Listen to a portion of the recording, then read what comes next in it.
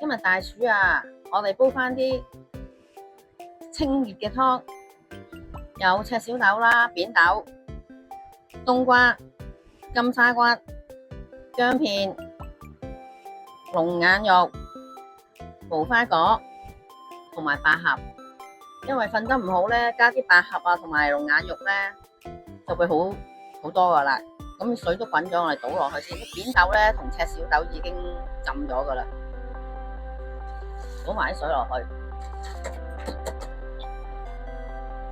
跟住就擺埋啲龍眼肉啦，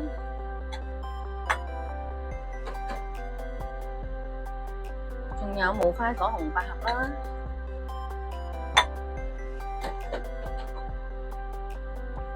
冬瓜啦同薑片啦，我哋擺啲薑片先，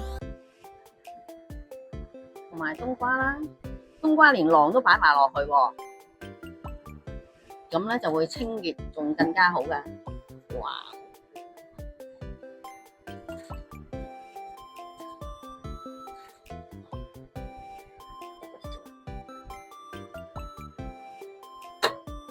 咁我哋攪一攪佢先。咁我哋大約煲1個鐘頭，咁冚翻蓋先。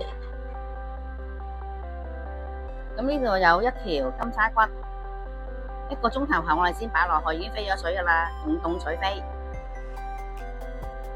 已經煲咗1個鐘頭啦，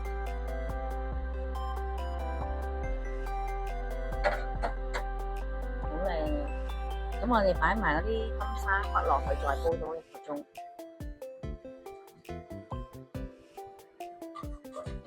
咁攪一攪佢。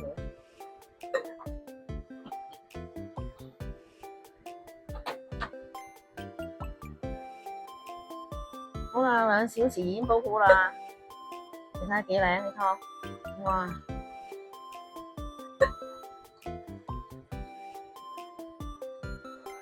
咁我哋落啲鹽，咁我哋咧大約落1茶羹鹽啦。咁如果足唔足夠咧，你自己煲咧就睇下嗰個味道夠唔夠啦。我就唔想咁鹹咧，所以1茶羹就好足夠啦。咁熱嘅天氣，大家要煲下啲冬瓜啊、老黃瓜湯，清翻熱氣啦。